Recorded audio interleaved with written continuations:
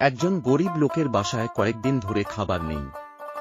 পরিবারের সদস্যরা অনাহারে দিন কাটাচ্ছিল। ভীষণ চিন্তিত হয়ে সে সিদ্ধান্ত নেয় নদীতে গিয়ে মাছ ধরবে। ভোরে বড়শি নিয়ে নদীর ধারে বসে মাছ ধরতে শুরু করল। শুরুতে কোনো মাছ ধরতে না পারায় মন খারাপ হয়ে যায়, কিন্তু হঠাৎ করেই তার বড়শিতে বড় একটি মাছ ধরা পড়ে। আনন্দে তার চোখ চকচক করে উঠল।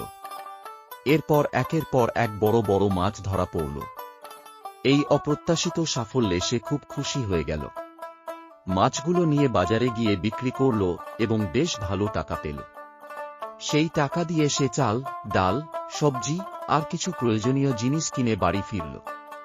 পরিবারের সবাইকে খাবার দিতে পেরে তার মুখে হাসি ফুটল। আশীর্বাদের মতো এই ঘটনাটি তার জীবন কিছুটা সহজ করে দিল।